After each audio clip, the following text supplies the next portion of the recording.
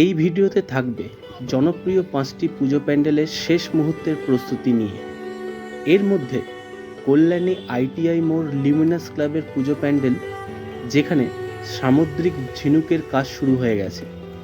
এরপর থাকবে উত্তর কলকাতার জনপ্রিয় পুজো প্যান্ডেল সন্তোষ মিত্র স্কোয়ার, যেখানে কাজ প্রায় শেষের দিকে। কলকাতার দুর্গাপুজোর মানচিত্রে আলোচিত পুজো মণ্ডপ দক্ষিণদ্বারে ইউথের পুজো মণ্ডপের শেষ মুহূর্তের প্রস্তুতি। শ্রীভূমির পুজো প্যান্ডেলের শেষ মুহূর্তের প্রস্তুতি এবং উত্তর কলকাতার প্রাচীনতম দুর্গাপুজো বাগবাজার সার্বজনীন পুজো মণ্ডপ ও মাতৃ প্রতিমার শেষ মুহূর্তের প্রস্তুতি এবং প্রতিটি মণ্ডপের থিম ও কিভাবে আসতে হবে সম্পূর্ণ তথ্য সহ এই ভিডিওতে থাকবে। উত্তর কলকাতার জনপ্রিয় পুজো প্যান্ডেলের মধ্যে অন্যতম এই সন্তোষ মিত্র স্কোয়ারের পুজো এখন শেষ মুহূর্তের প্রস্তুতি চলছে। এই বছরের থিম লাস ভেগাস ফেয়ার। 2023-এ রাম মন্দির হয়েছিল। সেই বছর বিপুল দর্শনার্থীর ঢল নেমেছিল এই সন্তোষ মিত্র স্কোয়ারের পুজো প্যান্ডেলে। এবছরও লাস ভেগাস ফেয়ার থিমের মাধ্যমে নতুন চমক পেতে চলেছেন দর্শনার্থীরা। লাস ভেগাস ফেয়ার মার্কিন যুক্তরাষ্ট্রে অবস্থিত উচ্চ প্রযুক্তির গোলাকৃতি বিনোদন কেন্দ্র, যেখানে রয়েছে 20,000 দর্শকের কনসার্ট দেখার সুব্যবস্থা, যাতে সমস্ত দর্শকরা একই স্তরে অডিও শুনতে পারে। তার জন্যে 1,60,000-এরও বেশি স্পিকার লাগানো রয়েছে। এছাড়াও 5,80,000 এলইডি স্ক্রিন ইউজড হয়েছে এই লাস ভেগাস ফেয়ারে, যেটা কিনা মার্কিন যুক্তরাষ্ট্রের একটি উচ্চ প্রযুক্তির গোলাকৃতি বিনোদন কেন্দ্র।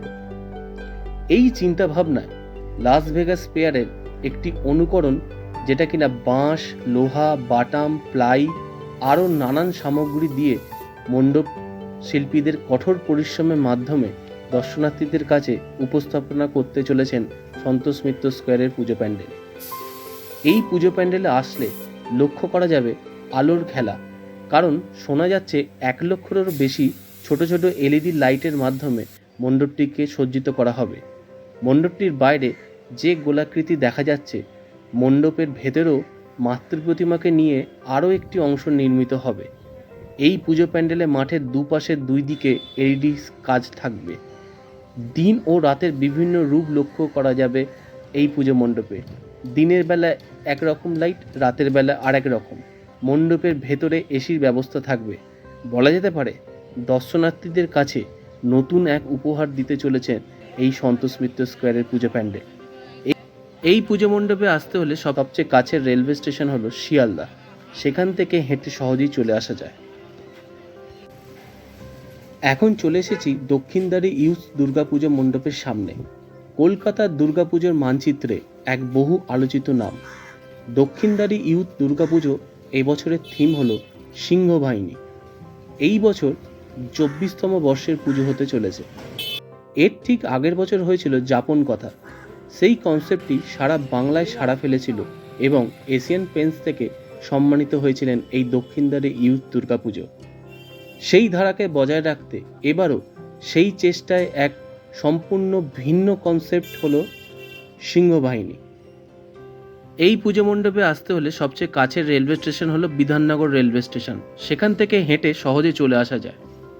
সিংহবাহিনীর থিমের পেছনে রয়েছে পশ্চিমবাংলা তথা ভারতীয় ফিল্ম জগতে একজন কালজয়ী ফিল্ম ডাইরেক্টর শ্রী তপন সিনহা।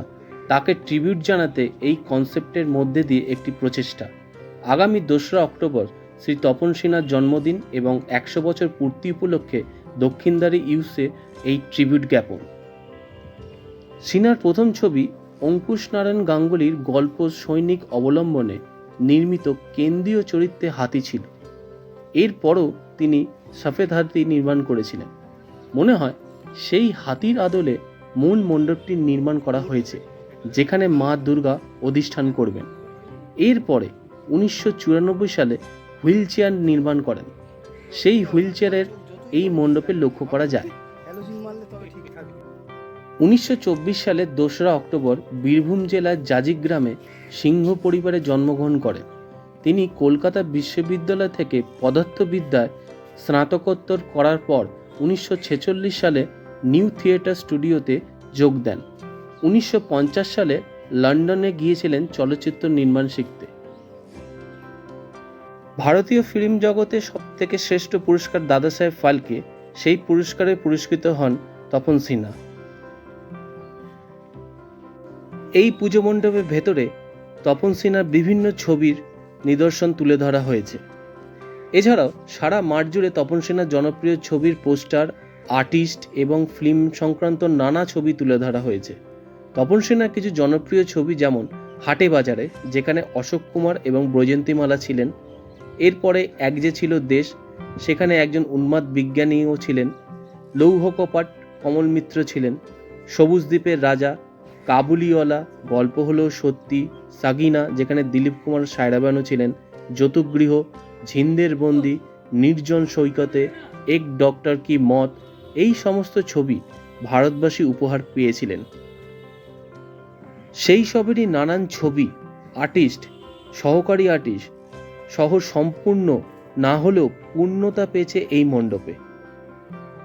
মণ্ডপের এই দুটি অংশেতে প্রজেকশন করা হবে তপন সিনহার বিভিন্ন ছবি, সুতরাং রাতের এর সৌন্দর্য অনেক গুণ বৃদ্ধি পাবে। এখন চলে এসেছি শ্রীভূমিতে। শেষ মুহূর্তের প্রস্তুতি চলছে। এই বছরের থিম হলো দক্ষিণ ভারতের তিরুপতি বালাজি মন্দির। এবছর 52তম বর্ষের পুজো। এর ঠিক আগের বছর হয়েছিল প্যারিসের ডিসনিল্যান্ড। এখন প্যান্ডেলটি ঘিরে রাখা হয়েছে, তাই বাইরে থেকে যতটা সম্ভব দেখানো হলো। মণ্ডপের এই অংশে বিভিন্ন ধরনের কাজ এখানে রাখা রয়েছে। মূল মণ্ডপের মন্দিরের ওপরে রয়েছে জগন্নাথ দেবের ধ্বজা। মন্দিরটির কাজ প্রায় শেষের দিকে, আর এদিক থেকে দেখা যাচ্ছে মন্দিরের বিভিন্ন কারুকার্য, নকশা, সব ডিজাইন সব তৈরি করা রয়েছে। এই পুজো মণ্ডপে আসতে হলে সবচেয়ে কাছের রেলওয়ে স্টেশন হলো বিধাননগর রেলওয়ে স্টেশন।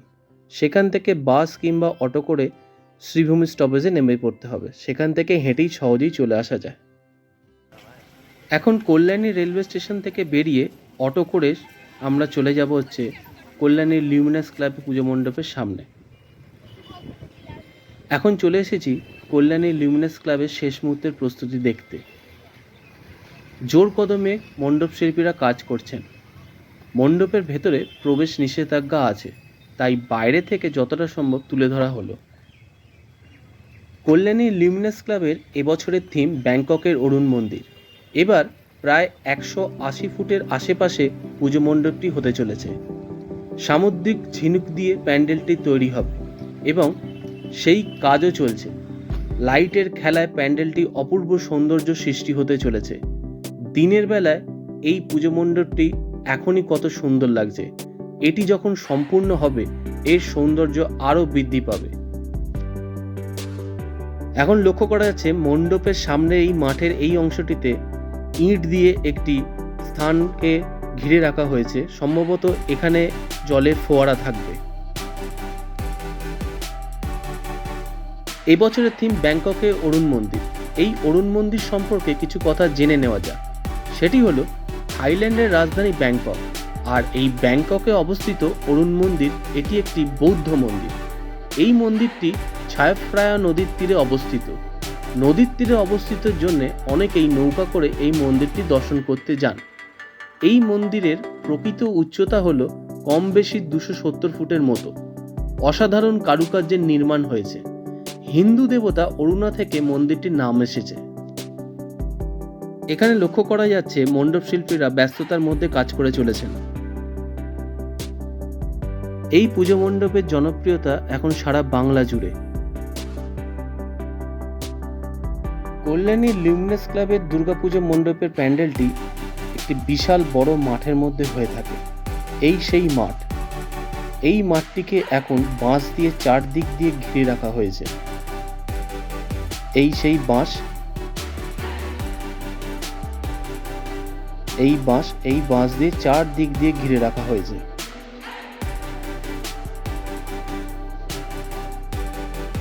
এই পুজো প্যান্ডেলটি সামুদ্রিক ঝিনুকের কাজ রয়েছে, তাই এখন থেকেই লক্ষ্য করা যাচ্ছে পুজো মণ্ডপ শিল্পীরা সামুদ্রিক কাজের ব্যবহার ঝিনুকের ব্যবহার এখানে করছেন।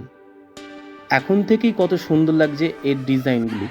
এই সেই লক্ষ্য করা যাচ্ছে সামুদ্রিক ঝিনুক দিয়ে মণ্ডপের বাইরের অংশটিকে সৃষ্টি করছেন মণ্ডপ শিল্পীরা। প্রতি বছরের মতো এবছরও দর্শনার্থীদের ঢল এই পুজো মণ্ডপে দেখা যাবে। এখানে লক্ষ্য করা যাচ্ছে মণ্ডপ শিল্পীরা ব্যস্ততার মধ্যে কাজ করে চলেছেন।